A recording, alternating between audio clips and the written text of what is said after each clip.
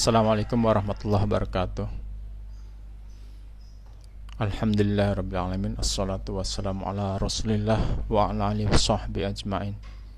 Rabbi shrah li sadri wa yassir li amri wahlul 'uqdatam min lisani yafqahu qawli. Amma ba'd. Rekan-rekan mahasiswa yang dirahmati Allah, alhamdulillah kita bisa bertemu hari ini dengan materi yang akan saya sampaikan. Saya mohon maaf karena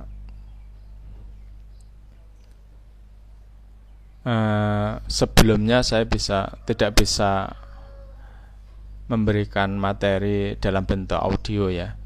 Ini saya baru ketemu teknologi, alhamdulillah. Tapi sesungguhnya mata kuliah saya yang pengawasan syariah ini harusnya langsung praktek, tapi karena keadaan COVID-19 ini yang tidak memungkinkan untuk itu, maka saya akan menyampaikan sedikit, tidak perlu panjang-panjang karena YouTube-nya YouTube gratisan itu, jadi nggak bisa lama-lama. Materi akan saya awali dengan mengenalkan fatwa ya, fatwa oleh Dewan Syariah Nasional Majelis Ulama Indonesia. Fatwa DSN MUI ini adalah alat utama dalam pengawasan syariah. Oke. Sebagai pengantar, ini kok susah ya. Sebagai pengantar bahwa fatwa itu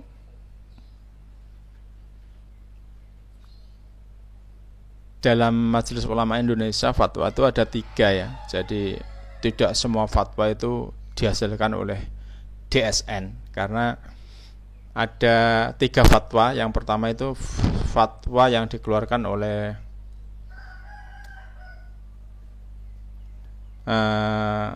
Dewan Fatwa, ada Majelis Fatwa ya, Majelis Fatwa Nasional. Terus ada yang dikeluarkan oleh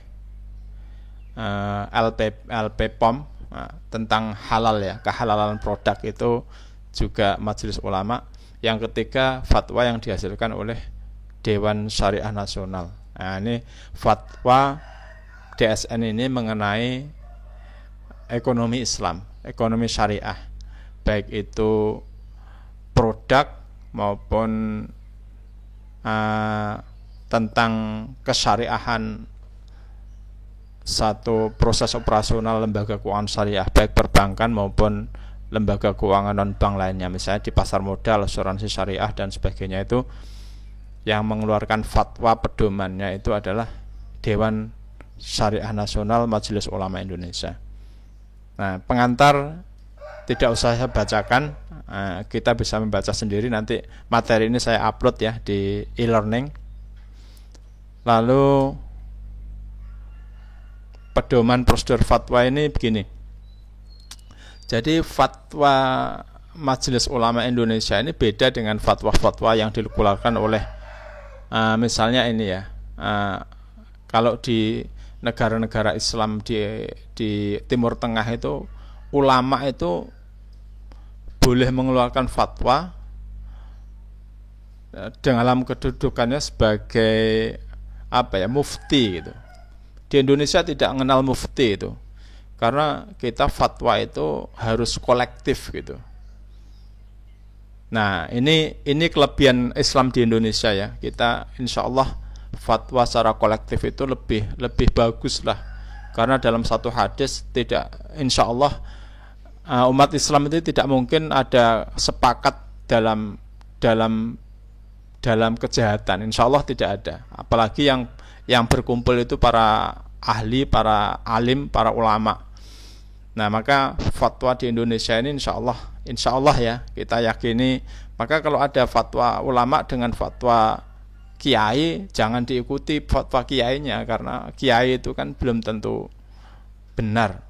Kalau ulama yang berkumpul dalam forum kolektif itu insya Allah kan sudah konsensus. Jadi kesepakatan dari pendapat-pendapat mereka itu menghasilkan satu fatwa. Jadi insya Allah lebih objektif. Nah di Indonesia itu begitu fatwanya, dengan terutama juga tidak menyimpang dari pedoman dasar Al-Quran, Sunnah, Ijma', Qiyas. Tidak hanya itu, ada dalil-dalil yang muktabar ya. Misalnya pendapat-pendapat para ulama, baik ulama dahulu maupun ulama kontemporer. Terutama kalau menyangkut lembaga keuangan syariah atau perbankan ini, ulama-ulama kontemporer itu jadi penting. Dan kita harus tahu ulama-ulama kontemporer sekarang itu yang berkecimpung dalam bidang perbankan dan keuangan Islam itu tidak hanya di negara-negara Muslim, ada banyak ahli-ahli ekonomi Islam itu yang di Inggris misalnya, atau di Amerika, di Australia, itu banyak itu. Nah ini perlu kita akomodasi juga gitu dalam bermuamalah, terutama dalam ekonomi Islam ini. Nah lalu oke, ini silakan dibaca aja. Saya tidak akan membacakan lah itu. Itu kamu baca juga sama aja. Yang penting adalah begini. Ini tadi yang saya sampaikan ya. Jadi fatwa itu ada yang dikeluarkan oleh LPP POM, ada yang dikeluarkan oleh Komisi Fatwa. Komisi Fatwa saya tadi keliru ya. Aja Komisi Fatwa itu terutama mengenai kemasyarakatan, kesehatan, misalnya apa ya? Mengenai aliran-aliran sesat, nah itu biasanya yang mengeluarkan Komisi Fatwa, bukan DSN MUI ya. DSN MUI tidak mengurusi masalah itu. Nah, yang ketiga itu, yang ini yang fokus yang akan kita bahas tentang Dewan Syariah Nasional, Majelis Ulama Indonesia. Ini lalu tugasnya apa? Yang pertama mengeluarkan fatwa tentang apa? Ekonomi syariah. Nah, fatwanya itu, fatwa DSN MUI itu sebagai pedoman bagi siapa? Bagi regulator. Maka BI pun, Bank Indonesia atau otoritas jasa keuangan dalam operasional, dalam mengeluarkan aturan itu harus berpedoman pada fatwa DSN MUI gitu. Dan bagi praktisi, misalnya bagi lembaga keuangan syariah, bagi perbankan syariah, pasar modal syariah, asuransi syariah. Nah, itu harus mengacu pada fatwa DSN MUI. Yang kedua, menerbitkan rekomendasi, sertifikasi, atau syariah approval bagi lembaga keuangan atau bisnis syariah. Nah, ini penting. Misalnya sertifikasi kelayakan atau sertifikasi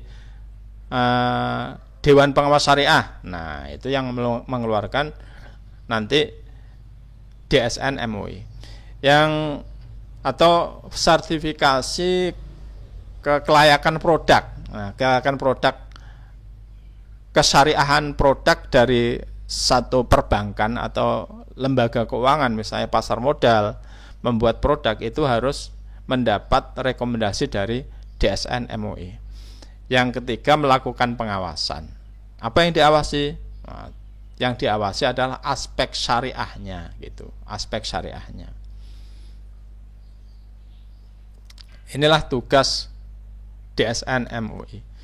Keanggotaannya, nah itu ini saya ringkas saja ya, itu seperti ini. Jadi Dewan Pengawas Syariah, Dewan Syariah Nasional, di bawahnya itu ada pleno. Pleno itu ada 51 anggota.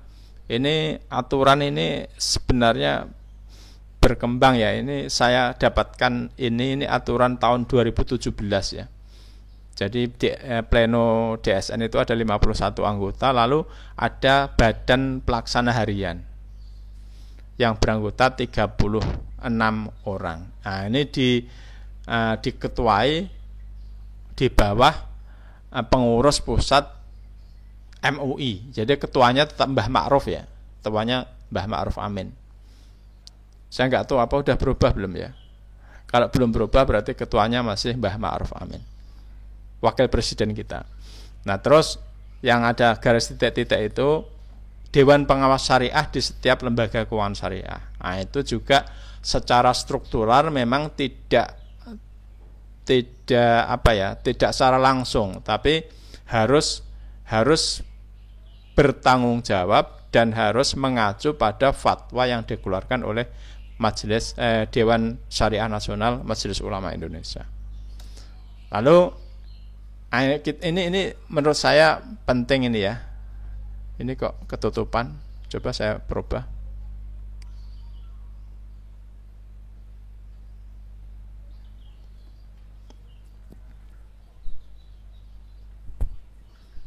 Ya nggak usah lah ya. Jadi begini, saya akan menyampaikan tentang eksistensi fatwa dalam tata hukum positif di Indonesia. Jadi memang undang-undang atau hierarki perundang-undangan itu tidak ada ya. Jadi hierarki perundang-undangan di Indonesia itu kan mulai dari UUD 45, lalu ketetapan MPR, undang-undang atau peraturan pemerintah pengganti undang-undang, Perpu ya.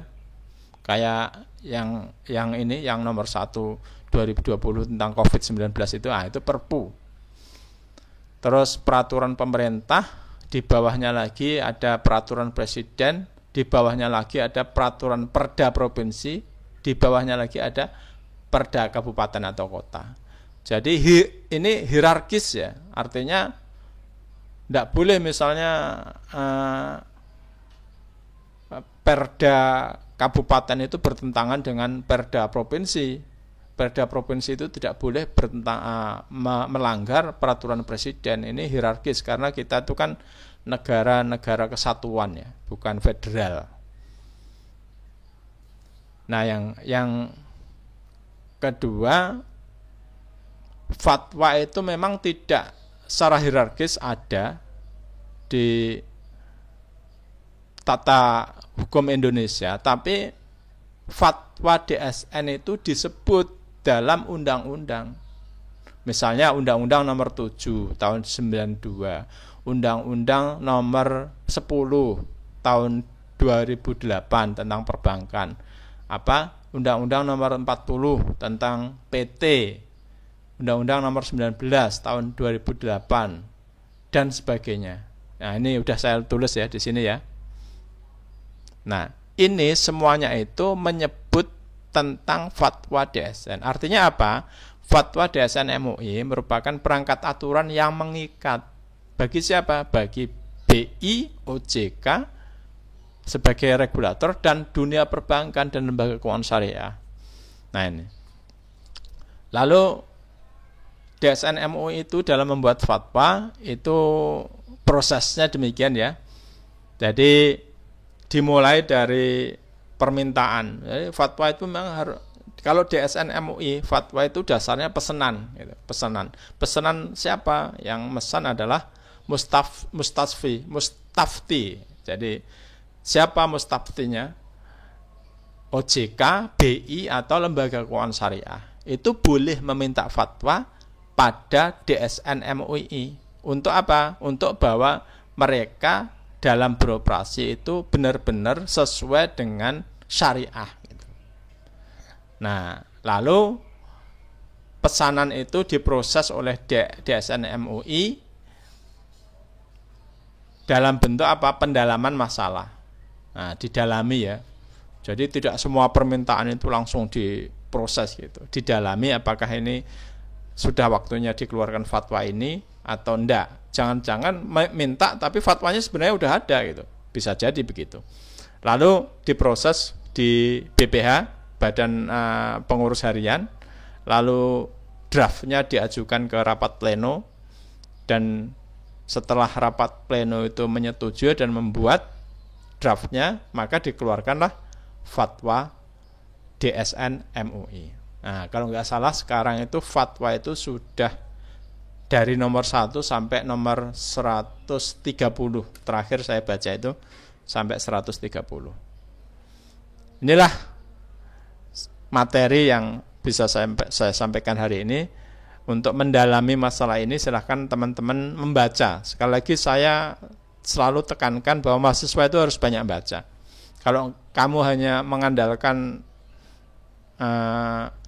slide saya ini, kamu tidak akan mendapatkan banyak ilmu. Ini kan hanya penjelasan versi saya. Kalau kamu bisa membaca banyak sumber, itu ada versi yang lebih baik daripada yang saya sampaikan. Terima kasih atas perhatiannya. Mudah-mudahan materi ini bermanfaat. Billahi taufik wal hidayah. Assalamualaikum warahmatullahi wabarakatuh.